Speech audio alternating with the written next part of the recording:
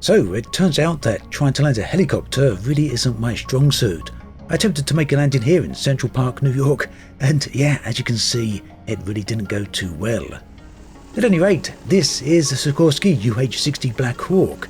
It really needs no introduction as it sits among the most famous helicopters in the world. And this is the Skyhawk Navy variant. Both of these helicopters are available as a free mod right now from the website flightsim.to, and they're being developed by Destroyer 121. Now right up front, keep in mind that this is very much a work in progress and these are early versions of the helicopters, but they're already looking good and they're already more than capable of giving good flights. If you like what you see, then hang around and I will show you how to download and install these further into the video. As you can see then, the model of the helicopters, even though in early stages, are looking very good indeed. There's also 4 liveries that are available and you will probably want to check some of those out. In addition to the ones I've shown on screen, there's also the US Coast Guard variants. Inside the helicopter, the panels also look pretty good and you can see the direction they are trying to head in here.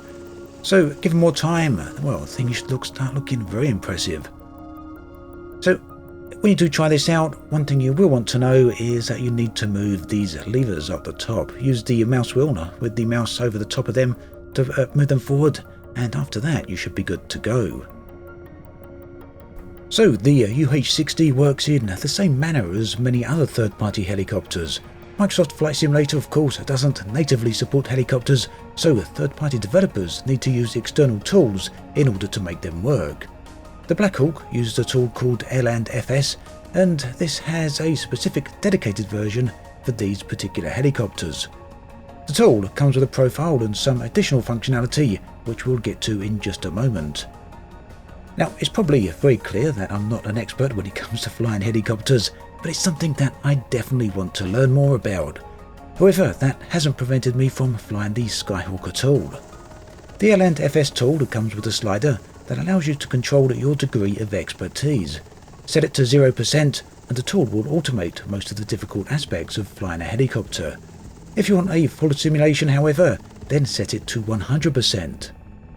Developers have stated that numerous sources were used to help implement the helicopter's physics, and that included books such as The Principles of Helicopter Flight, Basic Helicopter Aerodynamics, and Helicopter Theory. This third book is where the developers found a lot of the math required for the various formula used in the simulation. So this all allows the sim to describe the physical characteristics of the helicopter, which includes weight, rotors, drag coefficients and more. The tool is also able to communicate directly with Microsoft Flight Simulator, and this allows it to obtain environmental data. The combination of all these things is a part of what dictates the helicopter's physics and the pilot's control over the helicopter itself.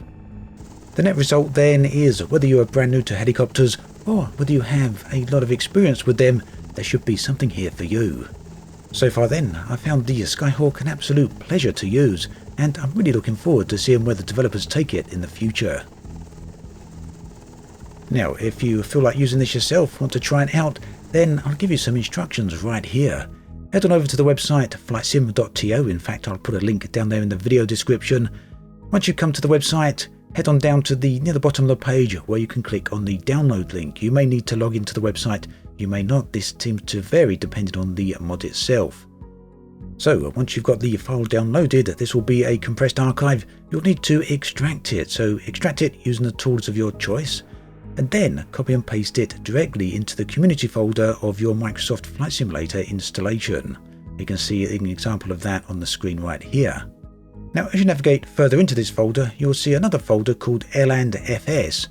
You need to go into that folder once you've got Microsoft Flight Simulator running and use the Airland tool. This is where all the physics and all the simulation is used, as I described earlier in the video. So first step, load up Microsoft Flight Simulator and then come back to this executable and load that tool up as well. Now you don't really need to worry too much about everything in this tool. You may want to remove the always on top button because otherwise the window is always on top, and you will want to load a profile, so load up the UH-60 profile if you're going to be using the UH-60 helicopters.